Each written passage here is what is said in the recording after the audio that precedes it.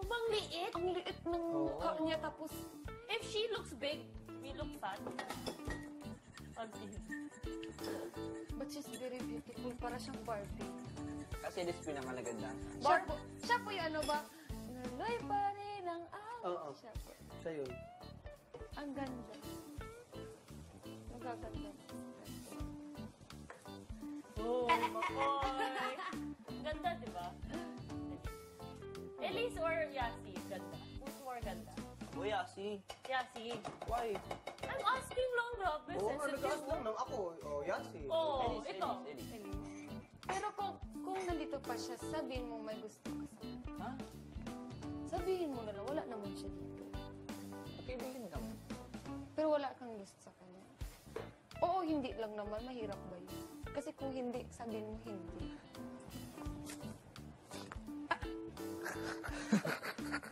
Okay, alam ko na po yung ganun. Parang oo na. Natakot ka ba na sabihin sa kanya na mahal mo siya? Hindi. Bakit? Kasi totoo.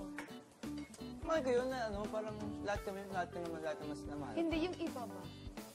Yung para bang humahanga ka talaga sa kanyang kagandahan, kabaitan. Umanga. Umanga. Kaya gusto mo nga. Excuse me, bakit? Mahal Iba naman mo. yung mahanga, iba naman yung gusto. Ay, pareho lang yun. Ayaw talaga aminin. Ayaw umamin. What's that? He don't want to speak about Elise. love. Oo, sensitive siya. Kasi malungkot. Tapos he cried yesterday. Elise, when Elise left, he cried. Umiyak ka po? Oo. Sobra naman eh. Kasi mamimiss mo siya. Killer lang yung nag-try. Ikaw din. I But saw you will miss her po.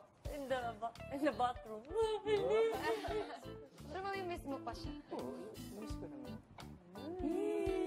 Lahat. So, Lahat. After, lahat. everyone. Who do you miss the most? Kuya Nonong, Kuya Nonong. Oh, grabe na. Really? More than Elise? Kuya Nonong, tas Elise. Answer, safe answer. Alam na. Sige, wag na natin siya. Basta alam na natin na gusto niya talaga sa tiis at mahal niya na to. Kasi natakot lang siya. Sabihin mo na lang po sa paglabas mo na lang.